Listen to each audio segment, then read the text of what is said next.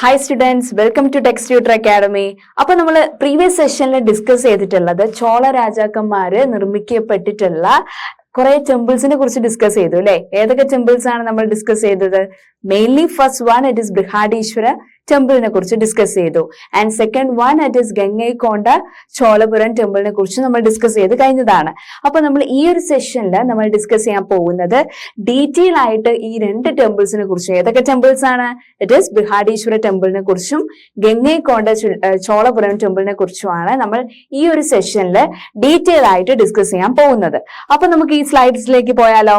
It is Brihadeeswara temple. Okay, തമിഴ്നാട്ടിലെ തഞ്ചാവൂർ നഗരത്തിലാണ് നമ്മുടെ ബൃഹാടീശ്വര ടെമ്പിള് സ്ഥിതി ചെയ്യുന്നത് കേട്ടോ. അതെന്ന് പറയുമ്പോൾ വളരെ സുപ്രധാന ചരിത്ര സ്മാരകമായിട്ടാണ് നമ്മുടെ ഈ ഒരു ക്ഷേത്രം അറിയപ്പെടുന്നത്. ഓക്കെ, എന്താണ്? Brihadeeswara temple or Rajarajeshwara temple എന്നാണ് അറിയപ്പെടുന്നത്, മറ്റൊരു പേര് കേട്ടോ. So it is an important historical monument of India.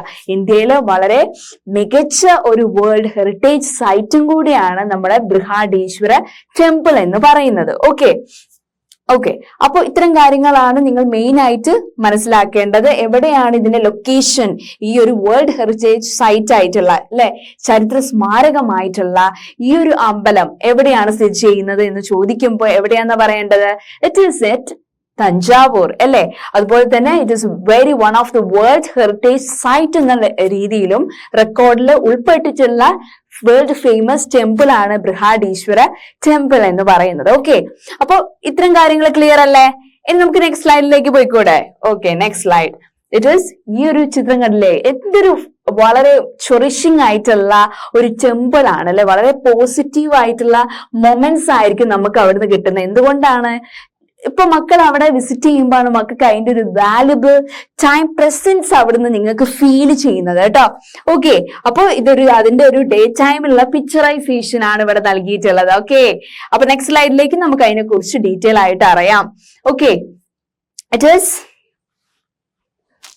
Is തമ്പായ് Periya കോവിൽ എന്നും ഇതറിയപ്പെടുന്നുണ്ട്. ഓക്കെ, തമ്പായ് പെരിയ കോവിൽ എന്നാണ് അറിയപ്പെടുന്നത്. തഞ്ചായ് പെരിയ കോവിൽ ട്ടോ, തഞ്ചായ് ഓക്കെ കോവിൽ നിന്നും ഇത് അറിയപ്പെടുന്നുണ്ട്. ശിവഗംഗ കോട്ടയാൽ ചുറ്റപ്പെട്ടാണ് ഇത് സ്ഥിതി ചെയ്യുന്നത് കേട്ടോ.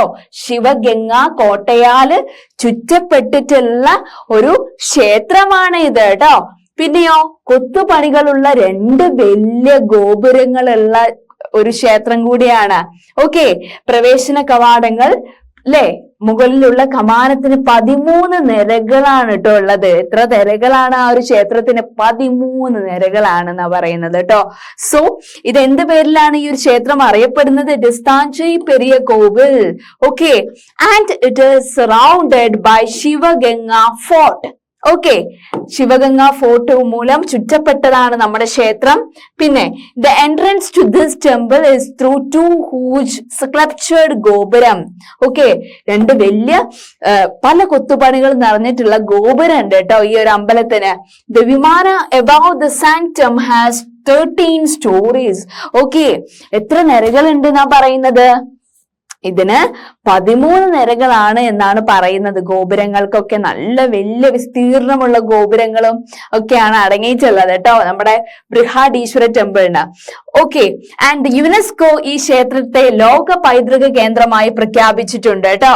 വളരെ വേൾഡ് ഹെറിറ്റേജ് സൈറ്റ് എന്നുള്ള റെക്കോർഡ് യുനെസ്കോ ഡിക്ലെയർ ചെയ്തിട്ടുണ്ട് എന്നുള്ളതാണ് ഈ സ്ലൈഡിൽ ഡീറ്റെയിൽ ആയിട്ട് പറയുന്നത്. ഓക്കെ, നമ്മുടെ അയൽ രാജ്യമായ ശ്രീലങ്കയുമായും മറ്റു ചോളന്മാർ വാണിജ്യ ബന്ധം നിലനിർത്തിയിരുന്നു. എന്താണ് പറയുന്നത്? നമ്മുടെ ഈ ചോള ഡൈനസ്റ്റിന്റെ കാലഘട്ടത്തിൽ അവർക്ക് ശ്രീലങ്കയുമായിട്ട് ട്രേഡ് റിലേഷൻഷിപ്പ് ഉണ്ടായിരുന്നു അല്ലെ. The Cholas maintained trade relations with our neighboring countries like Sri Lanka. ആ വസ്തുതകൾ നമ്മൾ എന്താണ് പഠിച്ചതാണ് അല്ലെ കഴിഞ്ഞ ചാപ്റ്റേഴ്സിലൊക്കെ. In Sri Lanka they had established their political domination. അവരുടെ രാഷ്ട്രീയ ആധിപത്യം അവർ ഏത് രാജ്യത്തില് ഇതാക്കിയിട്ടുണ്ടെന്നാ പറയുന്നത്? ശ്രീലങ്ക എന്ന് പറയുന്നത് നമ്മുടെ എന്ന രാജ്യത്തില്. ഓക്കെ, പിന്നെ ശ്രീലങ്കയിൽ അവർക്ക് നമ്മുടെ ചോള രാജാക്കന്മാർക്ക് വാണിജ്യ ബന്ധം മാത്രമാണോ ഉള്ളത്?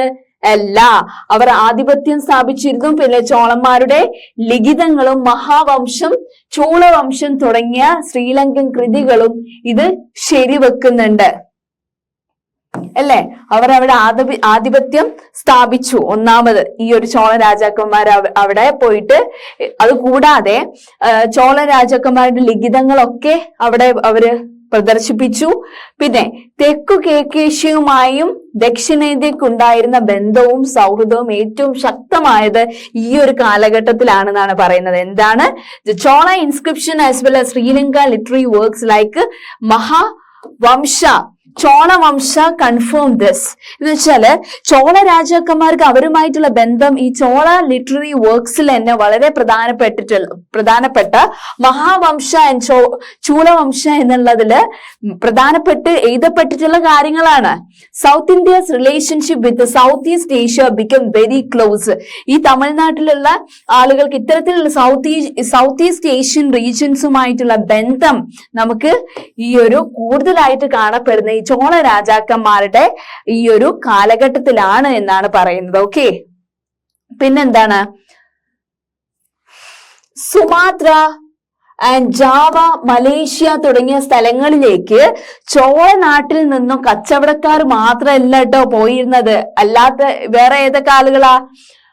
അല്ലെ, ബുദ്ധ ഹൈന്ദവ സന്യാസിമാരും പണ്ഡിതന്മാരും ധാരാളമായിട്ട് പല രാജ്യങ്ങളിലേക്ക് യാത്ര ചെയ്തിരുന്നു. ഏതൊക്കെയാ? സുമാത്ര, ജാവ, മലേഷ്യ എന്ന് പറയുന്ന രാജ്യങ്ങളിലേക്ക്. ഈ യാത്രകൾ എന്തിനു വേണ്ടിയിട്ടുള്ളതായിരുന്നു പറയുന്നത്? ചോള രാജ്യത്തെ ഭാഷ, മതം, ആശയങ്ങൾ, വാസ്തുശില്പകല എന്നിവയെ കുറിച്ച് മറ്റു നാടുകളിലേക്ക് പരത്താൻ വേണ്ടി പോകുന്നതാണ് കേട്ടോ. Okay. In addition to traders, the Buddhist and Hindu sages and scholars were traveled to frequently from Cholanadu to which all countries like Sumatra, Java and Malaysia in order to spread the language, religion, ideas and architecture of the Chola kingdom in those lands. Okay. അതിനു വേണ്ടിയിട്ടാണ് അവർ പോകുന്നത്. ഇനി നമ്മുടെ മറ്റൊരു പ്രധാന ക്ഷേത്രമായിട്ടുള്ള ഗംഗൈക്കൊണ്ട ചോളപുരത്തെ കുറിച്ച് അറിയാൻ പോവുകയാണ്. അപ്പൊ മക്കൾക്ക് ഇൻട്രസ്റ്റ് ഇല്ല അതിനെ കുറിച്ച് അറിയാൻ വേണ്ടിയിട്ട്? ഇത് എവിടെയാണ് സ്ഥിതി ചെയ്യുന്നത്? ഇറ്റ് ഈസ് തമിഴ്നാട്ടിലെ കുംഭകോണത്തിന് 36 കിലോമീറ്റർ വടക്കായിട്ടാണ് ഗംഗൈക്കൊണ്ട ചോളപുരം എന്ന് പറയുന്ന ക്ഷേത്രം നിർമ്മിക്കപ്പെട്ടിട്ടുള്ളത് കേട്ടോ. അവരുടെ ചോളന്മാരുടെ പിൽക്കാല തലസ്ഥാനം സ്ഥിതി ചെയ്യുന്നത് അവിടെയാണ്, ചോളപുരം. ഓക്കെ, അപ്പൊ എന്താണ് Gangaikonda Cholapuram? It is the capital of later Cholas. Is located in 36 kilometers north of Kumbakonam in Tamil Nadu. Okay, Kumbakonam എന്ന് പറയുന്ന സ്ഥലത്താണ് ഇവരുടെ ഗംഗൈക്കൊണ്ട ചോളപുരം എന്ന് പറയുന്ന ഈ ഒരു ടെമ്പിൾ എക്സിസ്റ്റ് ചെയ്യുന്നത്. ഇതെന്ന് പറയുന്ന ആ ഒരു സ്ഥലം എന്ന് പറയുന്നത് ചോളാസിന്റെ ക്യാപിറ്റൽ തലസ്ഥാനമായിട്ടാണ് ഗംഗൈക്കൊണ്ട ചോളപുരം അറിയപ്പെട്ടത്. ഓക്കെ, ഇതാണ് ആ ഗംഗൈക്കൊണ്ട ചോളപുരം ടെമ്പിൾ ട്ടോ. ഗംഗൈക്കൊണ്ട ചോളപുരം. ഓക്കെ, ഈ ഒരു പിക്ചർ നോക്കിക്ക് എന്ത് ഭംഗിയാണ് അല്ലെ ഗംഗൈക്കൊണ്ട ചോളപുരം കാണാൻ വേണ്ടിയിട്ട്. പിന്നെ രാജേന്ദ്ര ചോളനാണ് തലസ്ഥാനം തഞ്ചാവൂരിൽ നിന്ന് ഇവിടേക്ക് മാറ്റിയത്. ഇപ്പൊ തഞ്ചാവൂരായിരുന്നു ചോള ഡൈനസ്റ്റിന്റെ അവരുടെ ക്യാപിറ്റൽ ആയിട്ട് ആദ്യം ഉണ്ടായിരുന്നത്. പക്ഷേ ഇപ്പൊ ഗംഗൈക്കൊണ്ട ചോളപുരമായി മാറിയത് ഈ രാജേന്ദ്ര ചോളന്റെ ഇൻഫ്ലുവൻസ് കൊണ്ട് മാത്രമാണ് കേട്ടോ. It was Rajendra Chola who shifted the capital from Thanjavur to this location. Okay, ഗംഗാനദി കടന്ന് ഉത്തരേന്ത്യയിലേക്ക് അദ്ദേഹം നടത്തിയ പടയോട്ടത്തിന്റെ ഓർമ്മയ്ക്കായാണ് ഈ പട്ടണവും ഇവിടുത്തെ ക്ഷേത്രവും നിർമ്മിച്ചത്. ഈ രാജേന്ദ്ര ചോളന്റെ ഒരു പടയോട്ടം തന്നെ, ഒരു എന്താണ് റിവാൾഡറി അല്ലെങ്കിൽ വാരിയറിസം നമുക്ക് എന്തിൽ കാണാന്നാ പറയുന്നത്? അദ്ദേഹം ഉത്തരേന്ത്യയിലേക്ക് ഗംഗാനദി കടന്നിട്ട് ഉത്തരേന്ത്യയിലേക്കുള്ള ഓരോ സ്ഥലം ഇങ്ങനെ സന്ദർശിച്ചു പോരുന്ന ഒരു ടൈമില് അദ്ദേഹം നിർമ്മിക്കപ്പെട്ട ഒരു പ്രധാനപ്പെട്ട ക്ഷേത്രം അല്ലെങ്കിൽ സിറ്റി എന്ന് പറയുന്നതാണ് ഗംഗൈക്കൊണ്ട ചോളപുരം എന്ന് പറയുന്നത് കേട്ടോ. ഓക്കെ, പിന്നെന്തൊക്കെയാണ്? രാജേന്ദ്ര ചോളനാണ് തലസ്ഥാനം തഞ്ചാവൂരിൽ നിന്ന് ഇങ്ങോട്ട് മാറ്റിയത്. അതിന്റെ ഓർമ്മയ്ക്ക് വേണ്ടിയിട്ടാണ് ഗംഗാ നദി കടന്നിട്ടുള്ള അദ്ദേഹം ഈ ഒരു സ്ഥലത്ത് എത്തിച്ചേർന്നതും ഗംഗൈകൊണ്ട എന്ന് പറയുന്ന ഈ പട്ടണം നിർമ്മിക്കപ്പെട്ടതും. ആ ഒരു ഒരേ സംഗതി തന്നെയാണ് ഈ സ്ലൈഡിൽ പറയുന്നത്. ഓക്കെ, ഇനി നമ്മൾ ഡിസ്കസ് ചെയ്യാൻ പോകുന്ന ടോപ്പിക് ചോള തടാകം. എന്തായിരിക്കും ചോള തടാകം എന്ന് പറയുന്നത്? ഇറ്റ് ഈസ് ചോള ലേക്ക് അല്ലെ. ബംഗാൾ ഉൾക്കടലിന് ചുറ്റുമുള്ള പ്രദേശങ്ങളില് ചോളന്മാർ ആധിപത്യം സ്ഥാപിച്ചിരുന്നു കേട്ടോ. ഈ ബംഗാൾ ഉൾക്കടലിന് അല്ലെ, ബേ ഓഫ് ബംഗാളിന്റെ ചുറ്റുപാടും ഈ ചോള രാജാക്കന്മാർ അവിടെ റൂൾ എസ്റ്റാബ്ലിഷ് ചെയ്തിരുന്നു എന്നാണ് പറയുന്നത്. The Cholas had established A domination in the area around the bay of Bengal. ഈ ചോളന്മാരുടെ നാവികപ്പടയുടെ ആധിപത്യവും ബംഗാൾ ഉൾക്കടലിൽ നിലനിന്നിരുന്നു. ഇവരുടെ ആർമി എവിടെ എക്സിസ്റ്റ് ചെയ്തത്? ബേ ഓഫ് ബംഗാൾ ആണ്. The naval army dominate were existed in the bay of Bengal. Okay, പിന്നെയോ അതിനാൽ തന്നെ ബംഗാൾ ഉൾക്കടലിനെ ചോള തടാകം എന്ന് ഈ ഒരു ബേ ഓഫ് ബംഗാൾ ആണ് അവരുടെ ട്രേഡ്, അവരുടെ നേവി ഒക്കെ എസ്റ്റാബ്ലിഷ് ചെയ്തതൊക്കെ ഇവിടെയാണ്. അവരുടെ റൂൾ എസ്റ്റാബ്ലിഷ് ചെയ്തത്, നേവി ഉള്ളത് ഒക്കെ ഇവിടെ ആയതുകൊണ്ട് തന്നെ ഈ ഒരു ബേ ഓഫ് ബംഗാളിന് ഈ ഒരു ചോള രാജാക്കന്മാർ ഇട്ട പേരാണ് കേട്ടോ എന്ത്? ചോള തടാകം എന്നുള്ളത്. Okay, that's why this bay of Bengal was called as Chola lake. Okay, ഇതാണ് ചോള അഡ്മിനിസ്ട്രേഷൻ ട്ടോ. ആ ഒരു കാലഘട്ടത്തിൽ ചോള അഡ്മിനിസ്ട്രേഷൻ എന്ന് പറയുമ്പോൾ ഓരോ ഗ്രാമത്തിനും ഒരു വില്ലേജ് അസംബ്ലി ഉണ്ടായിരുന്നു. അതിന് സഭാസ് എന്നാണ് പേരിട്ടത്, which looked after the administration of the villages. Okay, ഇതാണ് ചോള അഡ്മിനിസ്ട്രേഷന്റെ ഒരു പിക്ചറൈസേഷൻ. എല്ലാ അമ്പലങ്ങളും ഉണ്ടാവും ഇതിന്റെ ഇൻക്ലൂഡൻസിൽ അല്ലെ. നമ്മുടെ ഗംഗൈകൊണ്ട ചോളപുരം, ബൃഹദീശ്വര ടെമ്പിള്, അവരുടെ നേവി ആർമി. ഓക്കെ, ഇനി ചോള ഭരണം എങ്ങനെയായിരുന്നു എന്ന് നമുക്ക് നോക്കിയാലോ. ഈ ചോള രാജാക്കന്മാർ വന്നപ്പോ എന്തൊക്കെ മാറ്റങ്ങളാണ് സമൂഹത്തിൽ ഉണ്ടായത് എന്ന് നമ്മൾ ഡിസ്കസ് ചെയ്തു. ഇനി ചോള ഭരണം എങ്ങനെയാണ് നോക്കിയാലോ. It's very interesting. Okay, it is Chola രാജ്യത്തെ പ്രധാനപ്പെട്ട രാജാക്കന്മാരെ നമ്മൾ പരിചയപ്പെട്ടു അല്ലേ. ഇപ്പൊ രാജാവിനെ ഭരണത്തിൽ സഹായിക്കാൻ മന്ത്രിമാരുടെ ഒരു സമിതി ഉണ്ടായിരുന്നു. അപ്പൊ ഈ രാജാക്കന്മാരൊക്കെ സഹായിക്കാൻ വേണ്ടി എപ്പോഴും ഉണ്ടാവും ഒരു മന്ത്രി അല്ലെ. അക്ബറിന് ഉണ്ടായിരുന്നു ബീർബൽ. അതുപോലെ we have studied the important kings of Cholanad. A council of ministers assisted the king in administration. So ഇതാണ് ഈ ഒരു എന്താ പറയാ ചോള ഡൈനസ്റ്റി ഭരിച്ചുകൊണ്ടിരുന്ന കുറെ പ്രൊവിൻസസിന്റെ പേരും ഒക്കെ ഇൻക്ലൂഡ് ചെയ്തിട്ടുള്ള ഒരു ഇതാണ്. തഞ്ചാവൂർ, കാഞ്ചീപുരം, വെങ്കി, ഇങ്ങനെയുള്ള കുറെ സ്ഥലങ്ങളിലല്ലേ, അജന്ത, എലോറ, അതൊക്കെ ഇവരുടെ പ്രൊവിൻസസ് ആണ്, ഇവർ നിലനിന്ന പ്രൊവിൻസസ്. ഓക്കെ, അതിന്റെ ഒരു പിക്ചറൈസേഷൻ ആണ് ഈ ഒരു മാപ്പ് കേട്ടോ മക്കളെ. പിന്നെ ഇപ്പൊ നാവിക പടയ്ക്ക് അടക്കമുള്ള അല്ലെ ശക്തമായ ഒരു സൈന്യം ചോളന്മാർക്ക് ഉണ്ടായിരുന്നതായി 13ാം നൂറ്റാണ്ടിൽ ഇന്ത്യ സന്ദർശിച്ചിട്ടുള്ള വെനീഷ്യൻ സഞ്ചാരിയായ മാർക്കോ പോളോ അഭിപ്രായപ്പെടുന്നുണ്ട്. എന്താ അദ്ദേഹം പറയുന്നത്? നാവികപ്പടയിലെ ശക്തമായ ഒരു സൈന്യമാണ് ഈ ചോള രാജാക്കന്മാർക്ക് ഉള്ളത് എന്ന് പറഞ്ഞത് 13th സെഞ്ചുറിയിൽ നമ്മുടെ ഇന്ത്യ വിസിറ്റ് ചെയ്തിട്ടുള്ള ട്രാവലർ ആയിട്ടുള്ള മാർക്കോ പോളോ ആയിരുന്നു എന്നാണ് പറയുന്നത് അല്ലെ. Marco Polo who visited Kerala in the 13th century opinion that what Cholas had a very strong army including a navy. Okay, പിന്നെന്താ പറഞ്ഞത്? രാജ്യത്തെ ഭരണ സൗകര്യത്തിനായിട്ട് മണ്ഡലങ്ങൾ, വളനാട് എന്നിങ്ങനെ നാട് എന്നിങ്ങനെ തിരിച്ചിരുന്നു എന്നാണ് പറയുന്നത്. ഇവരെ രാജ്യത്ത് ഈ ചോള ഭരണങ്ങൾ എങ്ങനെയൊക്കെയാണ് തരംതിരിച്ചിരുന്നത് മക്കളെ? It is divided into mandalams, valanadus and nadus. മറക്കരുത് കേട്ടോ ഈ 3 കാര്യം. Okay, mandalams, valanadu and nadus. Okay, പിന്നെ കച്ചവടത്തിന്റെ പുരോഗതിക്കും സൈന്യത്തിന്റെ സഞ്ചാരത്തിനുമായി ഭരണാധികാരികൾ നിരവധി പാതകൾ നിർമ്മിച്ചിരുന്നു. ഇപ്പൊ ട്രേഡിങ്ങിന് വേണ്ടിയിട്ട്, അതുപോലെ തന്നെ മറ്റുള്ള സഞ്ചാരികൾക്ക് വേണ്ടിയിട്ടൊക്കെ ഒരു പാത നിർമ്മിച്ചിരുന്നു എന്നാണ് പറയുന്നത്. എന്താണ്? The rulers built roads for the development of trade and movement of the army. Okay, ഭൂനികുതിക്ക് പുറമെ വനങ്ങൾ, ഖനികൾ, ഉപ്പ് എന്നിവയുടെ മേൽ നികുതി ചുമത്തി കച്ചവട നികുതിയും തൊഴിൽ കരവും പിരിച്ചിരുന്നു എന്നാണ് പറയുന്നത്. എങ്ങനെയൊക്കെയാ അവര് ടാക്സ് ഊറ്റിയിരുന്നത് ആളുകളിൽ നിന്ന്? ഇപ്പോ മെയിൻ ആയിട്ട് വനങ്ങള്, ഖനികൾ, ഉപ്പിന്റെ മേലൊക്കെ നല്ല രീതിയിൽ ടാക്സ് ഇതാക്കിയിട്ട് നല്ല പ്രോഫിറ്റ് ഉണ്ടാക്കിയിരുന്നു കേട്ടോ ചോള രാജാക്കന്മാര്. ഓക്കെ, അവരത്ര മോശക്കാരല്ല. എന്നാല് in addition to land tax, forest, mines and salt were also taxed. അല്ലെ, ആളുകളെ ഒരിതില് അമ്പലങ്ങൾ ഇതാക്കുമ്പോ പ്രോഫിറ്റ് ഉണ്ടാക്കുമ്പോ അവര് കൂടുതൽ എന്താണ് ആളുകൾക്ക് മേലും ഇങ്ങനെ കുതിര കയറുകയാണ് അല്ലെ. Sale tax and professional tax were also implemented. Okay, പിന്നെയോ ഇറ്റ് ഈസ് വെറ്റി എന്ന പേരിൽ അറിയപ്പെട്ട വേതനമില്ലാത്ത അധ്വാനത്തെയും നികുതിക്ക് തുല്യമായി കണക്കാക്കിയിരുന്നു. ഒരു ഇതിലും പൈസ അത്രയും കിട്ടാത്ത പണിക്കാരെ മേല് വരെ എന്ത് ഇട്ടിട്ടുണ്ട്? ടാക്സ് ഇട്ടിട്ടുണ്ട് കേട്ടോ. അതാണ് the unpaid service called vetti was also considered equal to tax. Okay, ചോളന്മാരുടെ ഗ്രാമ സ്വയംഭരണത്തെ കുറിച്ച് അക്കാലത്തെ നിരവധി ലിഖിതങ്ങള് തെളിവ് നൽകിയിട്ടുണ്ട് അല്ലെ. ഇവരെങ്ങനെയാ ടാക്സ് ഉൾപ്പെടുത്തിയതിനെ കുറിച്ചൊക്കെ കുറെ വർക്ക്സ് ഒക്കെ അന്നത്തെ കാലഘട്ടത്തിലുള്ള കവികൾ എഴുതിയിട്ടുണ്ട് എന്നാ പറയുന്നത് കേട്ടോ. ഓക്കെ, ഉത്തരമേരൂർ ലിഖിതമാണ് അവയിൽ ഏറ്റവും പ്രധാനപ്പെട്ട. ഉത്തരമേരൂർ ലിഖിതത്തിലൊക്കെ എങ്ങനെയാണ് അവർ ഗ്രാമത്തില് അവരുടെ ഭരണം നടത്തിയിരുന്നത് എന്നുള്ളതിനെ കുറിച്ച് ഡീറ്റെയിൽ ആയിട്ടുള്ള ഡിസ്ക്രിപ്ഷൻ നൽകിയിട്ടുണ്ട്. ഏതിലാണ്?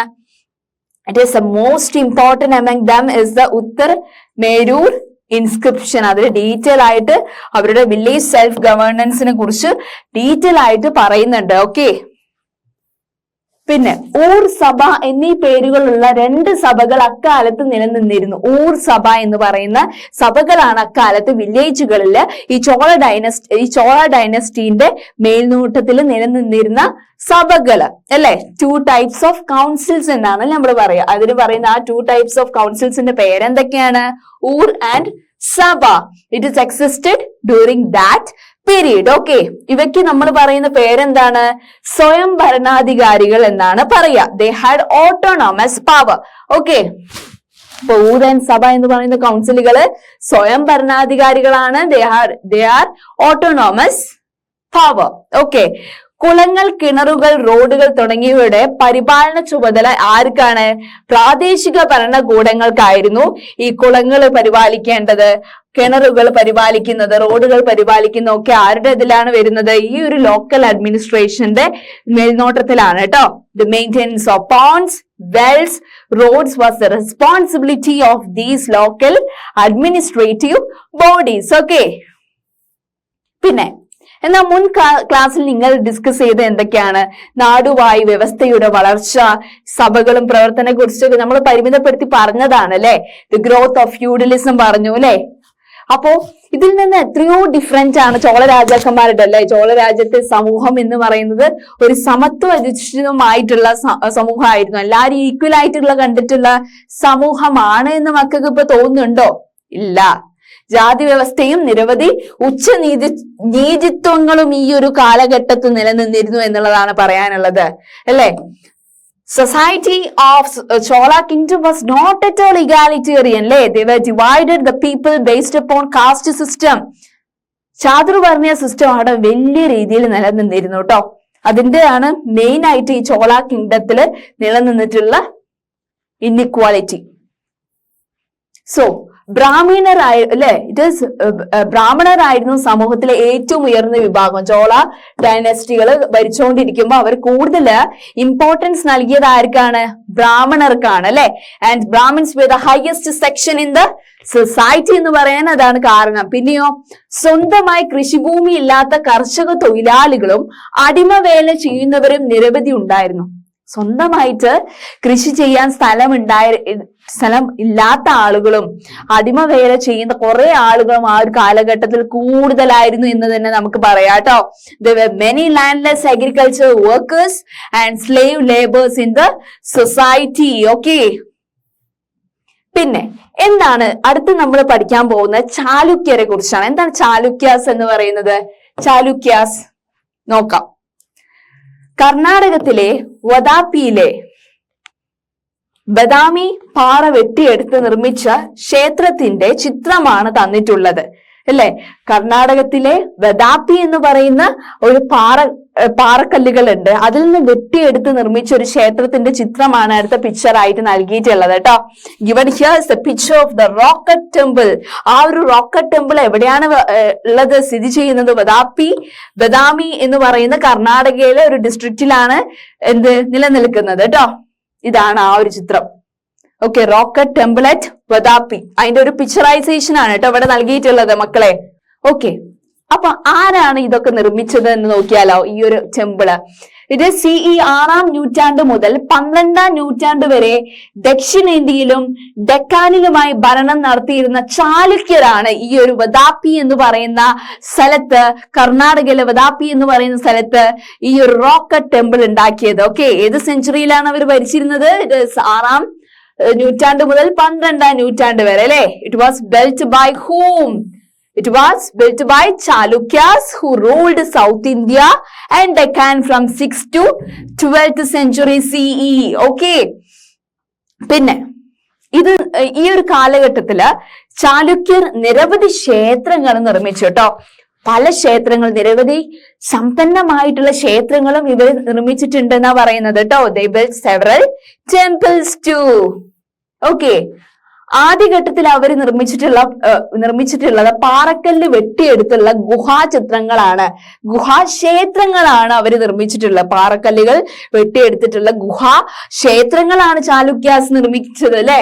പിന്നീട് അത് ഘടനാ കേന്ദ്രങ്ങളായിരുന്നു എന്നാണ് പറയുന്നത്. സ്ട്രക്ചേർഡ് ടെമ്പിൾസ് ആയിട്ട് നിർമ്മിച്ചു. ആദ്യം ഗുഹാക്ഷേത്രങ്ങളായിരുന്നു നിർമ്മിച്ചത്, പിന്നെ അവർ നിർമ്മിച്ചത് എന്താ? ഘടനാപരമായിട്ടുള്ള ക്ഷേത്രങ്ങളാണ് നിർമ്മിച്ചത് അല്ലെ. The availability of rocket stones for the construction of temples അല്ലെ. പിന്നെയോ കർണാടകത്തിലെ ഹൈഹോളിലെ മെഗൂട്ടി അല്ലെങ്കിൽ ജൈന ക്ഷേത്രം, പിന്നെന്താണ് ഇറ്റ് ഈസ് പട്ടടക്കിലെ വിരൂപാക്ഷ ക്ഷേത്രം എന്നിവ ചാലൂക്യരുടെ ഘടനാക്ഷേത്രങ്ങൾക്ക് ഉദാഹരണങ്ങളാണ്. ഏതൊക്കെ മക്കളെ? It is Jaina, Shaiva and Vaishnava deities where there in this temples. ഈ ഒരു ഗുഹാക്ഷേത്രങ്ങളിലൊക്കെ കൂടുതലായിട്ട് ജൈന, ശൈവ, വൈഷ്ണവ ഡെയിറ്റീസിനെയാണ് കാണുക. ഈ ടെമ്പിൾസിന്റെ പ്രത്യേകത എന്ന് പറയുന്നത് അവിടെയുള്ള കൊത്തുപണികൾ തന്നെയാണ്. Carvings that can be seen on the pillars that support the roofs. അവരുടെ മേൽക്കൂര, ഈ അമ്പലങ്ങളുടെ മേൽക്കൂരയെ തന്നെ സപ്പോർട്ട് ചെയ്യുന്നത് അവിടെ റൂഫ്സ് ആണ്, തൂണുകളാണ് എന്നാണ് പറയുന്നത്. ഓക്കെ, പിന്നെ ചാലൂക്യരുടെ ക്ഷേത്രങ്ങൾ എന്ന് പറയുന്ന ഗുപ്ത ശൈലിയിൽ നിന്ന് രൂപപ്പെട്ട് വന്നതാണെങ്കിലും പിന്നെ ദക്ഷിണേന്ത്യയിലെ പ്രാദേശിക പാരമ്പര്യ ശൈലിയായ ദ്രാവിഡ ശൈലിയാണ് അതിൽ പ്രതിഫലിച്ചത്. ചാലൂക്യര് ആദ്യം ഈ ഒരു ക്ഷേത്രങ്ങളൊക്കെ ഉണ്ടാവുമ്പോൾ ഗുപ്ത രാജാക്കന്മാരുടെ ആ സ്റ്റൈലായിരുന്നു യൂസ് ചെയ്തതെങ്കിൽ പിന്നെ അവർ യൂസ് ചെയ്തത് ദ്രാവിഡ സ്റ്റൈലാണ്. ദ്രാവിഡ സ്റ്റൈൽ ഓഫ് ആർക്കിടെക്ചർ ആണ് അവർ യൂസ് ചെയ്തത് അല്ലെ. പാറക്കല്ല് കൊണ്ടുള്ള നിർമ്മിതിയായിരുന്നു അല്ലെ അവരുടേത് അല്ലെ. It is though the temples of Chalukyas is evolved from, first it is like the Gupta style, then they followed Dravidian style. ഇതൊക്കെ made up of what? It is rock. Okay. പിന്നെ ദ്രാവിഡ വാസ്തുവിദ്യാ ശൈലിയുടെ മുഖ്യ സവിശേഷത അല്ലെ. ദ്രാവിഡ വാസ്തുവിദ്യാ ശൈലിയുടെ മുഖ്യ സവിശേഷത തന്നെയാണ്. സഹ്യപർവ്വതത്തിൽ നിന്ന് ഡെക്കാൻ പീഠഭൂമിയിൽ നിന്നും യഥേഷ്ടം അവര് പാറ ലഭിച്ചു ഈ ഒരു ക്ഷേത്രം ഉണ്ടാക്കാൻ വേണ്ടിയിട്ട് അല്ലെ. Abundant rock was found from which location? It was from Sahaya mountain and the Deccan plateau. That's why they built huge temples during the time of Chalukyas. Okay, rocket temples. പിന്നെ കൂടുതലായിട്ട് പ്രകൃതിദത്തമായ പാറ കൊണ്ട് സമർത്ഥരായിട്ടുള്ള ശില്പികളാണ് മനോഹരങ്ങളായിട്ടുള്ള ഇത്തരങ്ങളുള്ള ക്ഷേത്രങ്ങളൊക്കെ നിർമ്മിക്കപ്പെടുന്നത്. പ്രകൃതിദത്തമായിട്ട് കിട്ടുന്ന പാറകൾ കൊണ്ട് കൊത്തുപണികൾ നല്ല രീതിയിൽ അറിയുന്ന ശില്പികളെ കൊണ്ട് കൊത്തുപണിഞ്ഞിട്ടാണ് കുറെ ക്ഷേത്രങ്ങൾ ബ്രില്യന്റ് ആയിട്ടുള്ള സ്കൾപ്ചേഴ്സ് അവർ കാർവ്ഡ് ഔട്ട് ചെയ്തത്. In order to build beautiful temples out of natural rock അല്ലേ. ഓക്കെ, അപ്പൊ അത്തരം കാര്യങ്ങളാണ് നമ്മൾ ഡിസ്കസ് ചെയ്തത്. മെയിൻലി എന്താണ്? ബൃഹാടീശ്വര ടെമ്പിൾ, ഗംഗൈകൊണ്ട ചോളപുരം ടെമ്പിൾ അല്ലെ, റോക്കറ്റ് ടെമ്പിൾസ് അല്ലെ, ചാലുക്യാസിന്റെ